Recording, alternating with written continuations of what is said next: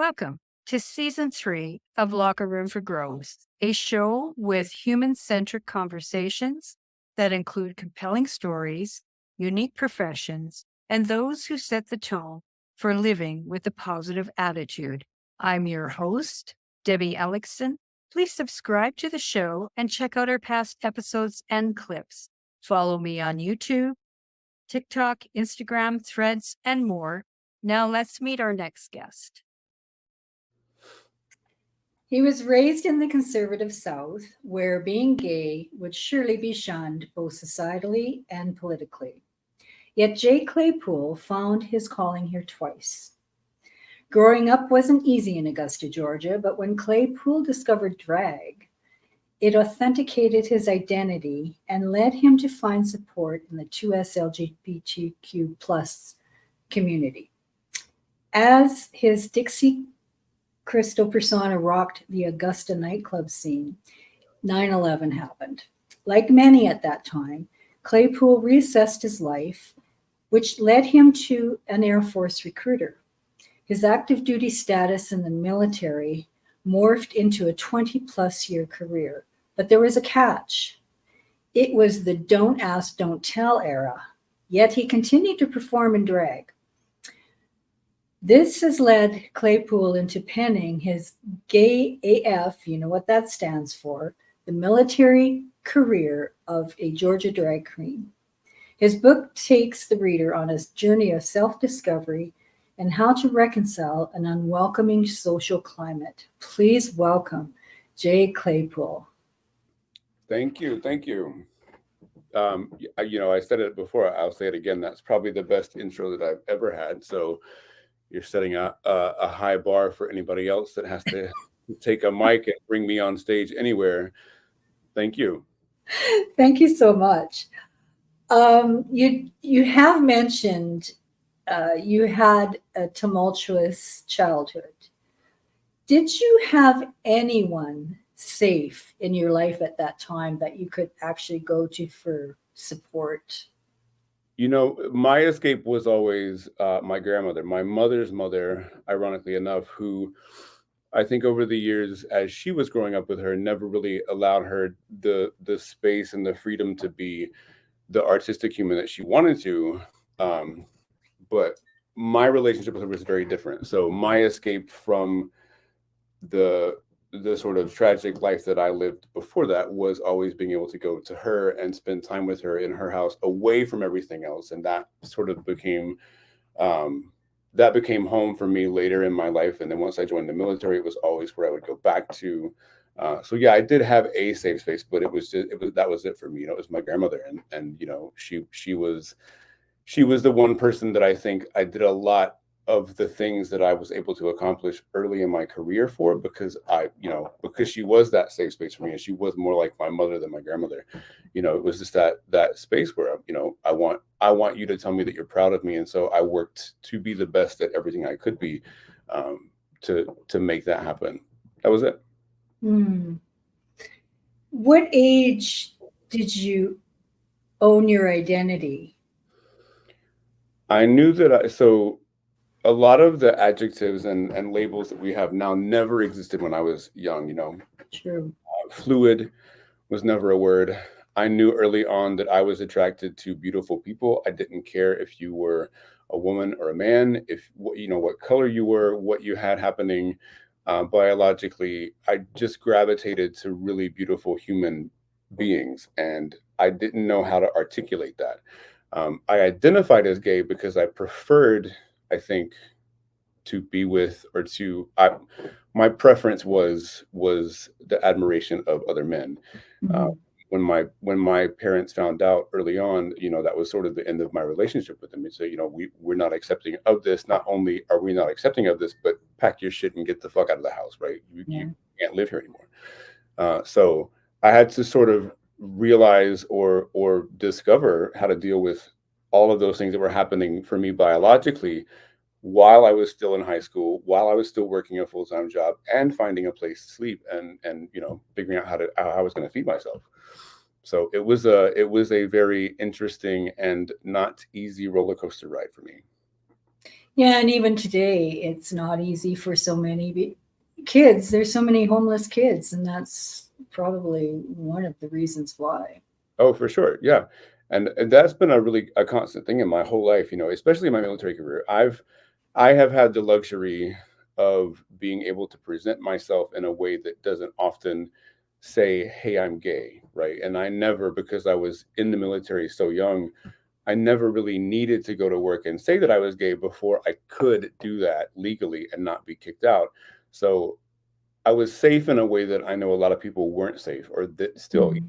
they aren't safe, and the laws are very different, and the tempo and the climate is very different. But that has been something that I have had to deal with my entire life. And for me, it if I'm honest, it was oftentimes a bit of a guilty feeling because I can protect myself and I can pretend to be somebody that I'm not, but I know there were people that couldn't, and I could never figure out how to help those people in a way that would get them to a safe space without outing myself or them. And so early on in my military career, it was very difficult. Wow. And being gay in the South seems really terrifying. And, Yeah, you know, being 'cause you anything. have that persecution and isolation looming over your shoulder all the time.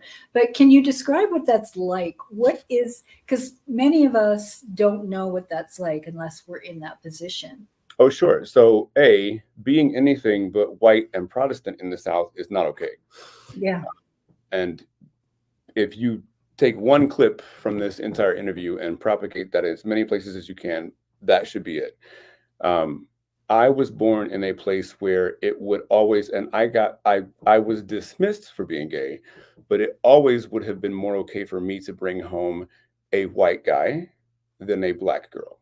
And I Mhm. knew at a very young age that that was not the way that I felt, regardless of what was happening at home. And I just I couldn't manage that in a way that would allow me to have stayed in that environment. So if I hadn't been asked to leave, I would have left on my own. Yeah, that I can't even imagine what that would be like for a person of color. Yeah.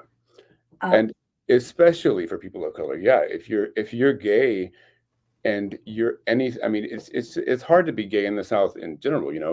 You can There are so many things like the We're Here TV show that explores Tennessee down into Alabama and Georgia and parts of Florida. Even now it's not okay to be gay there. and mm, and I had a rough go of it because of the environment that I was in, and because of the unfortunate adults that I had that were responsible for me. But I make no I make no apologies for the way that I grew up, but I also acknowledge like I had it pretty easy compared to a lot of other people. It is difficult to be a gay person in the South, even now. who could you trust when you got older? Well, so I got really lucky in a way that I don't think people get lucky. I had been sleeping on couches, and I wound up on the couch of a friend of mine, and his mother, who had no idea what was going on in my life, said, "You've been in my house for a week. Why the fuck are you here?" And I said, "Well, I don't have nowhere to go. My parents don't want me back at the house because I'm gay." And so she was smart enough to take me. I was 15, to a gay bar. And she introduced me to the owner of that bar and said, "This kid needs to meet other gay people because he's in trouble." And he was already had a job, so that meant I could work for him in his bar, alcohol and all of that aside. And so he allowed me to work the spotlight for the drag show, and I did that 5 nights a week. And one of the first drag performers that I ever saw was Mallory Bishop, and she came up to me after the show and she said, "I know you're too young to be in here. Why are you in this bar?" And I told her my story, and she goes, "All right, well, I don't really give a shit what your life was like before, but now you belong to me, right? Now I'm your mother." And she rescued me in a very profound way. And that doesn't happen for a lot of people in the South. And so I am acutely aware all the time of how lucky I was and how vastly different my life would have become or would have ended up if I had not met her in that place at that time. So Wow. that changed the course of my entire life. Do you remember your first performance? I do. Like it was yesterday. It was Goldeneye by Tina Turner. Oh, wow. Gone to the mall and bought a black spandex catsuit. I put nothing on it, right? I had no idea what a rhinestone was or how you should go about decorating things like that. I was brand new, and I was just so excited to get out on the stage and to show people what I thought I could do. Um, that that was, that was it. I was not prepared. But what happened was I went out, and within 15 or 20 seconds, I was so comfortable and so at home, and I loved the reaction that as soon as Wow. I got off stage, I went to Mallory and I said, I want to go back out there right now. And so that was the beginning of it for me. She taught me everything that I know now. I grew up with her. We grew up together, really. She's not much older than me, maybe eight or so years. She was a young trans woman at the time. And so I think over those years, we really taught each other a lot. So it was a mother drag daughter relationship, which I really valued, and I still value to this day because she's still my mother. But we grew up together in a lot of ways, and we sort of experienced a lot of things for the first time together. And that for me is what made me, I think, the human that I am now, that was able to join the military and to do a lot of other things on the front end of my life before all of this sort of happened. It really was, it was that experience. I have no idea where I would be if anything else had transpired. Again, I was lucky. People don't get lucky that way. Yeah, and it's amazing you weren't nervous because at that age and your first gig on stage in front of people, I mean, most There are people. certainly things that make me nervous. I'm not a great test taker. I do not do well in a lot of areas in school academically. There's a lot of things that make me nervous, as just in general as a human. I experience nervousness all the time. Being in front of people has never made me nervous. It's the place that I sort of gravitate to, right? Because as a Southern person, if you're born in the South, whether you like the way that you were brought up or not, Southern people are storytellers. I think inherently we're raised that way, in a very specific way. And so I've always been that person. So the chance to go out and pretend to be somebody else that I can hide myself behind and then tell you a story about how I'm feeling, there's nothing better than that. Because then when I go home and I take all that bullshit off, right? You don't know who I am. I've Yeah. told you a very profound story about something that's very personal to me, and you paid me for it, right? You paid me to tell you that story. And then at the end of it, the anonymity is so amazing, right? Because I don't have to tell you who I actually am. I don't want you to know me in that way. Then I can't say that now. I just wrote a book about my life, right? So if you don't like my book, you don't like my But life. we see you. We can unpack that later. But then I think what gravitated me to it in such a dynamic way was that anonymity. I can do all of these amazing things and feel so comfortable and at home and have these really interpersonal relationships with people and tell them a story. And then when I leave, you don't know who I am. And I thought that was the best thing I'd ever experienced. I couldn't get enough of it. And how did you choose your persona? How did you choose Dixie? I had taken more than one hit off of a marijuana blunt one night in the Winn-Dixie grocery store, which is where we would shop. And I literally looked down at a bag of sugar from the Dixie Crystal Sugar Company, which still exists today. And I said, that's it. It's too easy. Dixie Crystal. And there she is. Oh, wow. They should be your sponsor. I don't think that they're interested, but I would love that. Wouldn't that be funny? I would be by far the prettiest girl that has ever represented the Dixie Sugar Company, but I don't think that they, in their Southern roots and religious background, are interested in a drag queen. If they are, Probably not. Please, Dixie Crystal Sugar Company, call me. Yeah, we're already seeing the fallout on how some people feel about that speech by the kicker at the commencement. I mean, that audience was for it, but everybody around that audience, So yeah, I could see the South is not where you. But Dixie is just, the name is one thing, but picking the personality. I mean, I think. It's weird because I look at it like a wrestler, because wrestlers have to choose a persona that's different from everybody else. And so it isn't just like what they look, what they dress as, it's the personality, the backstory, all of that. So how do you this is the great question, and it's one that I've never been asked before, right? So I tell people often, sometimes there are times when I view myself more straight than gay because of my, I think, sexual fluidity in terms of attraction. And in my entire life, I've never had a problem ever approaching a woman and talking to a woman and having a very quick sort of conversational relationship with a woman. I've never had a problem doing that ever. I have always had a problem approaching men and trying to start that same kind of dynamic in that conversation. I've never felt comfortable in that environment, but I've always gravitated to men. So in the beginning, as a young gay boy, what Dixie Crystal gave me was the ability to say and do things and act in a way that I would never act or say as myself. And that was so liberating that it really, in those days, so it was a long time ago, it taught me how to be a gay man. Like Dixie Crystal taught Mhm. me how to function as James as a gay man. And I was just lucky enough that I got raised by some amazing trans women who also taught me a lot. But it was a liberating experience, right? I'm not only getting to have this storytelling moment with you, I'm getting to be somebody that I didn't know how to be yet. And as the years went by, I figured it out. But it was in the beginning for me, it was just complete freedom to experiment and just do whatever I wanted. And that was amazing. It was, I mean, yeah, it was the best thing ever. I could not imagine my life any other way. I mean, until I watched the Twin Towers fall down, I had no idea that, or no, no desire to do anything else. Right? It was just me, 5 nights a week on the stage in front of people. Like that's where I existed, and that's what I really love to do. And then you joined the military. And why the Air Force? So at the time, I had very specific goals for myself, and my brother had been in the Air Force, and he had always wanted to be a comm nav, a communications and navigation mechanic on big jets. And because he was so stupid, he could never pass the portion of the ASVAB that would allow him to apply for that job. And because we did not have a very close relationship, it was always very competitive.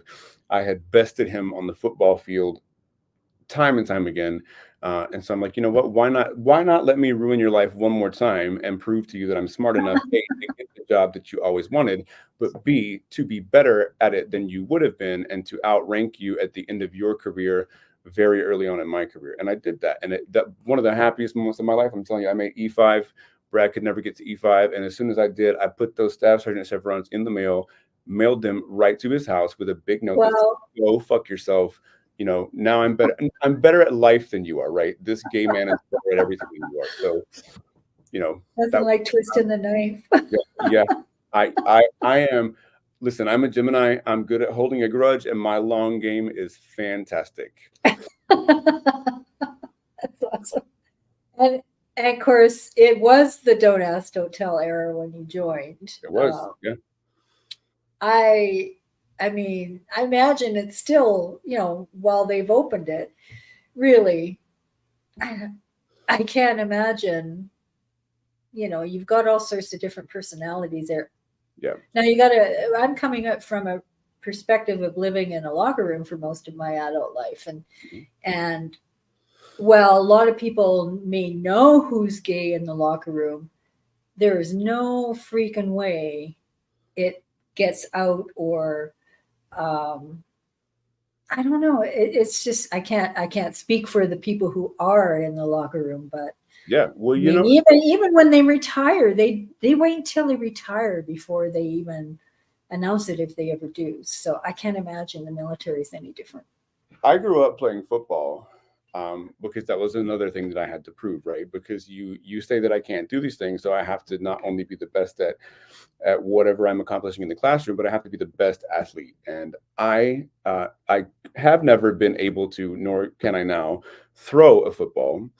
But I can catch one, and if I catch it, then that's where the game is over for you because I could run faster than anybody else in the state of Georgia, and that made me a hot commodity, regardless of whether you thought I was gay or not. So I'm familiar with the locker room, I've never been uncomfortable. I have no shame, right? As a drag queen at 15, I'm in dressing rooms with other queens, we're all naked. We're all doing specific things with our bodies to make us look either more or less like something or another thing. And that was never uncomfortable for me. I've never been in a situation like that. But again, because it was don't ask, don't tell, and because I didn't necessarily need to go to work and say that I was gay to everybody, if you look at me in my uniform and you hear this voice, it doesn't scream, "Hey, I'm a queer man" to you. And that allowed me a certain level of anonymity and a safe place to exist. And I was lucky that way, because not a lot of other people were, because they couldn't control a lot of those things that people sort of, I think, stereotype queer people by or as. But yeah, I get it. I'm the same. I grew up in locker rooms. It was never a thing for me. But it was always something that I never talked about with anybody. That was, I think, the biggest thing for me that made it so hard for me as a person that didn't really need to go out of the way to hide, was I would have to get to know you for a year or more and show you that I was the best at my job, that you could trust me. I would have to prove myself to other guys before I ever felt comfortable enough to tell them that I was gay. And even then, there were times when that didn't work out in my favor, and I was nervous. I was one of those people, and there are people that are still in the military that were in that environment with me, that were so, I think, burdened by that and scarred by that emotionally, and the trauma that sort of forced them into, that they still have problems even now coming out and admitting that, because the military is a very specific box. And it's not a really big one in terms of what the expectations are and what they demand of you. And once you've been through that for enough consecutive years in a row, it really fucks you up. I know a lot of people that are worse for wear after having gone through that, and I was just one of the lucky ones. And finding, and that's where the safe space or the safe person comes in. Is, you have to. It's got to be very hard to know who to trust and who to be yourself with. Yeah, absolutely. And it just, if you have a solvent support system, then that is something to fall back on, and that makes you, or that, I guess in theory for me, that's a great asset to have. I had my grandmother, who I would talk to every day until the day she passed away, and then I had Mallory Bishop, who was my drag mother, who has, in a sense, for most of my life, been my mother. And I would call them both every day, because that was both of them for me were home. Both of them for me were the people that I valued. They were the ones that meant the most to me. They were the ones that I wanted to make proud of me, right? And so I leaned on that a lot when I couldn't talk to anybody else, or when I couldn't go out. And like you said before, I still performed. I would go off base. I would get a hotel room. I would get into drag. I would go to a gay bar. I would perform, go back to that hotel room, take everything off. Because if I'd gotten caught with any of the shit that I had, oh my God, that would have been it. The end of it. I know people that have gotten for less. It was a risk. It was a gamble. But I had been so used to that experience, and that was it was something that I needed. So I was willing to risk it and say, I have got to go get on a stage somewhere, and I'm willing to risk my career to do it. There has to be a little bit of an adrenaline about that too, right? Oh, 100%. Yeah, it's the best. It's the best, Yeah. And your husband was in the Navy. He was for 5 years. He was in the Navy adjacent. He did 5 very short years in the Navy. I'm not minimizing his service, but his service in the Navy was not terribly difficult. He never deployed. My husband was a Navy medic, so he got attached to a Marine unit here in DC. So he never left DC. He never deployed. He rode around on a bicycle and he got Motrin for most of his career, and that's fine. And I imagine, like, with you both being in, like, or did you meet when he was in? Oh, much later. He had been out for when I met him. I was still in when he met me. Yeah, because that would have been awkward, right? It would, yes. Yeah. So I have to ask you, I love that term that you use, freshman author. There's, the college football nerd in me. What did you learn about this writing process and putting your story into words? And also, what made you decide to tell your story? Oh, so, I mean, there's a lot of parts to that question, right? I think um, I had always been good at writing, even throughout my academic career. Writing was never hard for me. I'm a psychology major. If you can bullshit your way through a psychology paper, you can bullshit your way through anything. There's no offense to the psychologists out there, but that's the truth, right? It's a very subjective way that you go about writing. And along the lines, I think over the decades of military service and having to be not somebody else, but having to be the best at so many other things and being responsible for so many other people. Everybody wants to be the boss until you are the boss, and then you're responsible for 75 other humans. And I'm telling you right now, as soon as I did not want to be the boss anymore. But that wore me down in a really profound way. And I forgot not only that I was good at writing, but that I loved writing. And somebody, my friend, wasn't somebody, it was my friend Joe, had said to me over the years, you have so many amazing stories that you tell people, you should write them down and make a novel out of it. And I had thought about that for a long time. And one day I just said, hey, I'm gonna sit my ass down tomorrow and start writing a book, and I'm gonna figure it out on my own. And there was not a single person that I knew that I was doing that thought that I could do it. And so that just made it even more. It made it a much more lucrative investment for me, right? Because I'm that Yeah. person. Tell me I can't do something, and I'm going to show you that I can. I might break a few laws, and I might end up in jail doing it, but that's there's You're my kind of guy. I feel the same way. right. And the risk for me is always better. So I did. I would get up every morning. I would spend 2 hours writing. I would spend the first hour revising what I had written the day before, and the second hour writing new stuff. And at the end of a year, I had 380 pages. We revised that down to 345, I think is what the final count is. But it was just the writing of the book was easy for me. And I don't mean that to sound arrogant, but it was the revisiting the stories and deciding where I wanted to take my readers, how much of my life I wanted to tell them about, and what were the vulnerable spaces that I was not willing to share, and where was I unwilling to go. And rehashing a lot of those things was not easy. And so at the end of it, I was very happy that I had turned out a good product. But there was also a bit of trauma. You relive all these things that you Yes. compartmentalize, and you forget about them until you have to tell those stories, and then they're right there in the front of your mind again. That was not an easy thing. And I have a lot of those stories because I grew up a very specific way. So that part of it was difficult. And then at the end of it, when you package everything up in a nice way and present it to the world, that sort of for me was a very anxiety inducing experience, because I didn't expect to feel that, right? This is my baby. I've worked on this for a year. I've perfected it. It's great. I love it. Now I'm giving it to everybody else who doesn't know me. Yeah, it's terrifying. It was. I'm not a person that gets afraid a lot, but it was completely terrifying for me. I've written 19 books, and most of them were about other people in that. So not so terrifying, but the one I'm working on now is like what you're doing, and that one is terrifying. Yeah, I get it. I totally get it. I am writing a fiction, a fiction novel now. That'll be a lot easier. So, and you're not wrong. I love it. I'm having the time of my life because it's not putting me in a vulnerable space. No. But I'm making these characters, and I'm bending them around people that I already know, and I'm crafting this really interesting narrative for these people in the course of this story.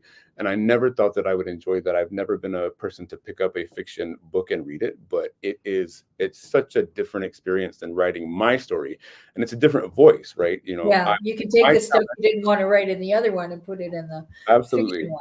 Yeah, I know how I want you to hear the sentences that I write in your mind when you read them. And so I'm able, because I can't do a lot of things, but there's one thing I can do really well, and that's write.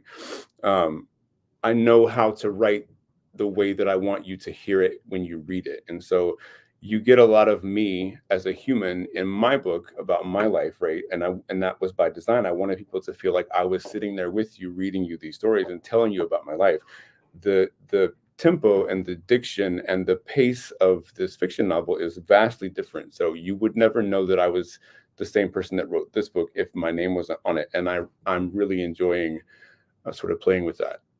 Oh, that's great. And first of many, I'm sure. I hope so. If that pays the bills, I'll write all day. Well, I don't know about that, but we'll see. I always tell people wanting to join, they ask me about writing and advice about writing. I said, don't quit your day job. Yeah, that's true. That's true. And that was part of it for me, and I knew nothing about it, about the entire process. And I really am glad that I went about it the way that I did, because I had to go through it on my own. I had to teach myself. And Yeah. shopping that book around to people when it was done, or when it was almost done, it was just rejection after rejection after rejection. And I am not a person that enjoys hearing the word no, in any context ever, right? So if the more I hear the word no, the more I'm going to go and look for a yes. And everybody is not built that way. But rejection for me is not something that I internalize.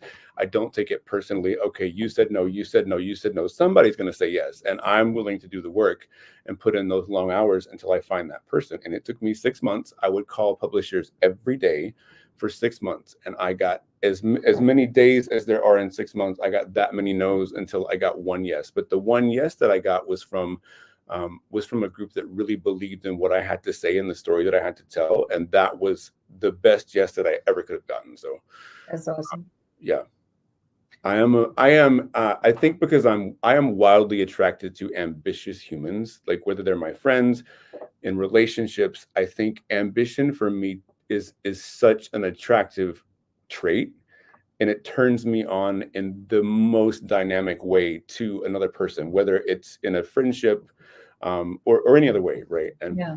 but because of that, I am a fairly maniacally ambitious human, and I've settled down a lot in my old age, but over the years, I have sacrificed everything in my life to be successful, and that was my journey and my story for a very, very long time. I'm here for a good time, not for a long time. If you don't like the road that I'm on, then get the fuck off of this train, because I know where I'm going, with or without you. I'm not Well so said. not so jaded and sort of harsh anymore. But that was me for a long time. That's all I know. That's how I was raised. You survive first on your own, and then you worry about other people. Yeah. So, what is true freedom, especially for somebody from the 2S LGBTQIA community? It's different for everybody. I think that's a really subjective way of looking at something. Finding whatever is joy for you as a queer human. For me, that is freedom, right? I'm having the time of my life now, and I'm really glad that it's happening to me now in my 40s, because I never would have been able to survive this experience in my 20s. Mm. And I think that, I'm not one of these. Organized religion makes me absolutely bonkers. I'm not religious, but I am very spiritual. I don't think that everything happens for a reason, but there is a reason why I'm successful now, and I wasn't early on. But for me, I think I'm getting the most joy now out of being able to shut so many doors on all these different people I've had to be for my whole life, and just be myself, and it's taken me a long time to get there. And so I'm really having a good time doing it. And that is unique to me. And that's not everybody's story, but I find a lot of joy in that. I get up every morning. I know exactly who the fuck I am as a human. I know who I'm close to. I do the best to be a good person. I mentor some younger people in my quote unquote drag family, right? And that was something that was a deep need that I had, because that's how I was raised, and that's how I got. But I wasn't ready to do that until now. And so, it just depends on where you're at in your life, and what it is that you find that joy in that space in, where you can be yourself. And that, for me, it's right now. And I'm lucky that it's happening now. Wow. Thank you so much, Jay. It's Oh, so thank great to you. have you. Thank you. The pleasure is mine. When I get to 19 books, we'll do this again. All right. This is Debbie Elicksen. Thank you to my guest and to you, the viewer, for watching this episode of Locker Room for Growth. Please subscribe to this channel and check out our past shows and clips in the YouTube playlist. The show broadcasts from Treaty 7 on Turtle Island, the traditional territory of the Blackfoot people, which includes Siksika, Blood, Piikani, Tsuut'ina, Stoney Nakoda Nations, and Métis Nation Region 3. Again, thank you.